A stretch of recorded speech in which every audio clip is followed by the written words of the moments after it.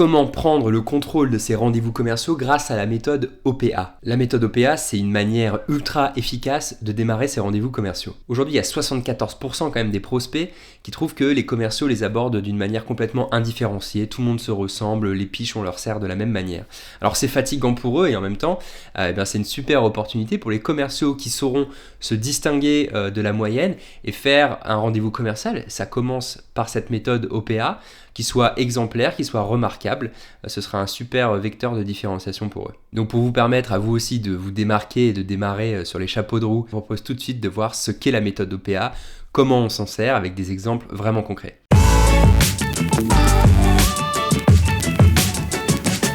Alors avant de commencer, moi qui je suis pour vous dire ça, je m'appelle Quentin, je suis un ancien directeur commercial, j'ai fait beaucoup de SaaS pendant plus de 12 ans en France et un petit peu aux États-Unis. Et aujourd'hui, j'ai monté mon cabinet de conseil qui s'appelle Meet Your Market et cette chaîne The Good Sales qui permet aux commerciaux de progresser en vente, d'affûter leur maîtrise, d'aller plus loin dans l'excellence commerciale pour leur permettre de continuer de diffuser la bonne parole quand ils ont des bons produits et de conquérir leur marché.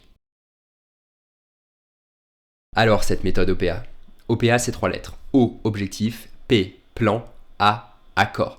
Ça va être 3 étapes qu'on va utiliser pour introduire ce rendez-vous de la manière la plus structurée, la plus professionnelle possible. L'OPA, ça intervient très tôt dans le rendez-vous, dès que on est arrivé dans la salle ou dans la visio, qu'on a commencé un peu les icebreakers à détendre l'atmosphère. Quand on va, c'est ce moment où on va plonger dans le rendez-vous. On va plonger dans le rendez-vous et pour faire ça de la manière la plus propre possible, on va utiliser OPA, O, objectif, P, plan, A, accord. Et tout de suite, je vais vous expliquer le premier pas, le O de objectif. L'objectif, c'est simplement de rappeler, mais pourquoi on est là? Pourquoi on est tous réunis autour de cette table? Qu'est-ce qui va se passer? Qu'est-ce qu'on aura accompli quand on aura quitté la pièce, quand on aura quitté la visio? Avec quoi on sera sorti enrichi? Alors, je vous donne un exemple concret que vous pourrez utiliser en rendez-vous. Alors monsieur le prospect, l'objectif de ce rendez-vous déjà, c'est de se présenter mutuellement, on ne se connaît pas beaucoup. Vous avez évoqué tel point pendant le rendez-vous téléphonique, c'est peut-être quelque chose sur lequel je pourrais revenir ailleurs, mais je pense qu'on aura fait un bon rendez-vous si à la fin on sait respectivement quelle est l'activité de chacun et qu'on comprend la situation et qu'on arrive à déterminer si oui ou non ça vaut le coup de poursuivre une évaluation ensemble. Alors vous voyez, cet exemple, il est très simple, c'est très court et c'est très bien comme ça. L'idée ici, c'est aussi de montrer au prospect qu'on n'est pas là pour lui vendre tout à tout prix, qu'on est dans une démarche ouverte, dans une démarche d'échange et déjà sur ce point, parce que vous annoncez l'objectif, que vous rappelez le contexte, mais également que vous montrez qu'il y a une possibilité pour qu'il n'arrive rien derrière, vous vous distinguez du commercial qui va vous dire « on va voir comment on peut vous aider » ou des choses comme ça. Donc c'est une partie qui est déjà intéressante dès ce O. Donc ça c'était le O de objectif. On est en train, en prenant le contrôle du rendez-vous avec la méthode OPA, de vraiment mettre le prospect dans un Chesterfield. Là, vous savez, ces fauteuils molletonnés en cuir anglais, les Chesterfield. Il faut vraiment s'imaginer que en prenant le contrôle, on met le prospect dans une position confortable où il va se laisser guider sans se sentir contrôlé. Et ça, c'est très important. Peu importe l'étape de vente dans laquelle vous êtes, le prospect doit toujours sentir qu'il a le contrôle, qu'il peut décider si on fait ou on ne fait pas. Il n'y a rien de plus désagréable que de se sentir forcé, contraint.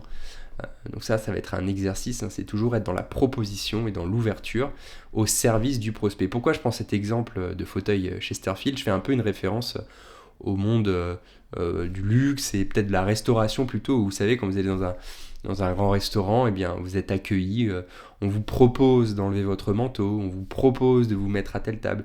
Et toutes ces propositions et le fait que vous soyez dans un doux flux comme ça, guidé, déjà, première chose, vous le suivez. Donc ça veut dire qu'il y a cette induction qui est faite par les personnes qui guident votre comportement, mais c'est quelque chose qui vous est agréable, qui vous est utile et dans lequel vous vous sentez en confiance. C'est exactement ça que vous devez être en mesure de produire chez l'ensemble des prospects que vous allez visiter, avec lesquels vous allez faire des rendez-vous. La méthode OPA, c'est un excellent moyen de faire ça. Et tout de suite, on va continuer avec le P, c'est-à-dire le plan.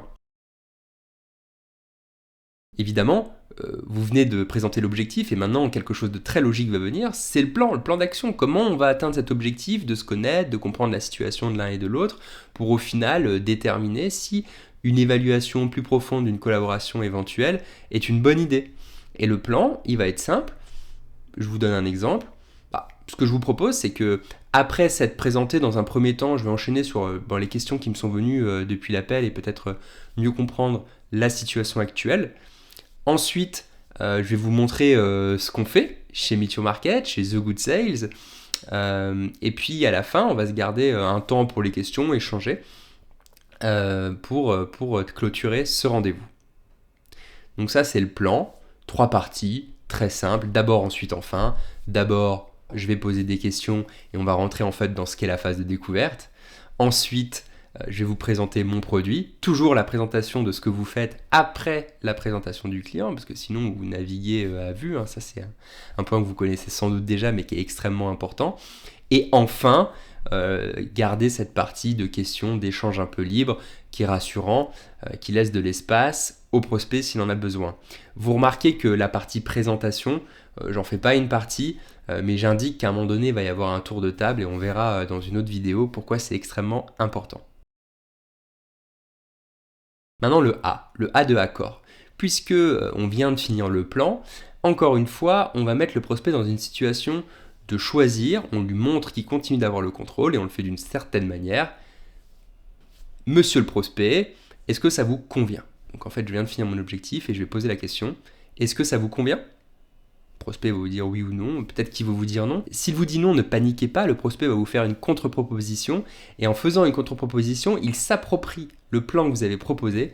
Du coup, il le suit, il se sent dans le contrôle et c'est une bonne chose pour vous. Donc vous allez vous montrer flexible, vous allez rester positif et regarder dans quelle mesure ce qu'il propose est possible. Généralement, vous allez faire en sorte que ce soit le cas sans pour autant vous détourner de vos objectifs à vous, évidemment. Donc, est-ce que ça vous convient? Premier plan. Deuxième point, monsieur le prospect, est-ce qu'il y a quelque chose d'autre que vous aimeriez ajouter à ce plan que je propose? Voilà. Parfois, on peut dire oui, puis on réfléchit pas trop, donc on va réouvrir une porte. Est-ce que vous vouliez faire autre chose avec ce rendez-vous? Ok, il vous explique que oui ou que non. Et dernière chose, bon, vous m'aviez dit que on avait jusqu'à 18h30, c'est toujours bon? Ok. Et donc là, il va vous dire oui. Et là, le rendez-vous commence. Et comme vous aviez prévu dans votre plan que ça commence par la présentation, et donc vous allez commencer en disant écoutez, je pense que la politesse m'oblige à démarrer. Donc moi, je m'appelle Quentin. Et là, vous allez faire une présentation rapide. Et pensez à quelque chose, c'est que la manière dont vous allez vous présenter va influer sur la manière dont les procès vont se présenter. Et pour ça, il y a un exemple très simple. Si vous vous souvenez à l'école, quand personne ne voulait passer devant, là, qu'il y avait un exercice à l'oral, personne ne voulait passer devant, eh bien, ce qui se passait, c'était que le premier servait un peu de template à tous les autres. Alors, si le premier commençait par dire alors, moi, je m'appelle Quentin, j'habite à Paris, je suis consultant en stratégie commerciale, celui d'après, qu'est-ce qu'il va faire quand il va se présenter? Il va dire ah ben moi, je m'appelle Patrick, j'habite à Deauville et je suis médecin. Bon, donc on voit que la manière dont vous allez présenter, c'est ça l'avantage que vous allez prendre aussi en commençant cette présentation, c'est que petit 1, vous allez éviter aux autres la douleur de passer en premier au tableau, et petit 2, vous allez décider finalement, vous allez influer sur les informations qu'ils vont vous partager. Ça va être super intéressant pour la suite du rendez-vous, mais ça c'est une autre partie qu'on n'abordera pas aujourd'hui. Alors en finissant cette étape d'OPA dans votre rendez-vous, vous êtes mis dans une excellente posture pour démarrer ce rendez-vous et faire une bonne première impression. Pourquoi? Vous avez obtenu 3 résultats. Le premier, c'est que vous avez montré à votre prospect que vous êtes quelqu'un de professionnel. Vous savez pourquoi vous êtes là, vous savez comment les choses vont se dérouler et finalement, lui sent qu'il est face à quelqu'un qui va le guider, sur lequel il va plutôt être passif et suiveur et c'est très agréable. La deuxième chose que vous avez fait, c'est que vous montrez que le prospect a toujours le contrôle et ça participe à construire la confiance puisque évidemment en tant que commercial, peut-être qu'il s'attend à une autre attitude et ce pattern breaker finalement, cette interruption d'une pensée, on va dire, habituelle sur les commerciaux, ça interpelle et ça donne confiance. Et puis la dernière chose que vous avez fait, c'est que vous avez pris le contrôle sur le début du rendez-vous, vous avez justifié pourquoi les choses iraient dans ce sens et pourquoi le prospect avait un intérêt que ce soit le cas. Donc généralement, ça se passe extrêmement bien et c'est très bien perçu aussi. C'est tout l'avantage de cette OPA que je vous conseille vivement de réaliser. À ce stade, vous êtes à 7 étapes de la fin de votre rendez-vous. Je vous recommande vivement d'aller voir la vidéo sur les 10 étapes du rendez-vous dans laquelle vous allez pouvoir découvrir quelles autres étapes vous allez pouvoir respecter pour faire un excellent rendez-vous commercial. Allez voir cette vidéo, elle est vraiment structurante dans le métier de commercial. Et puis il y en a d'autres sur chacune des 10 étapes que j'isole, comme celle de l'OPA, que vous pourrez aussi consulter. Si cette manière d'introduire le rendez-vous vous a plu, abonnez-vous, ça va permettre à d'autres commerciaux de l'apprendre aussi. Ça fait grandir la communauté des commerciaux compétents, ça c'est une excellente chose. Et si vous voulez plus d'infos, vous pouvez aussi vous abonner à la newsletter, je vous mets le lien dans la description. Sur ce, je vous souhaite d'excellentes ventes et je vous dis à bientôt.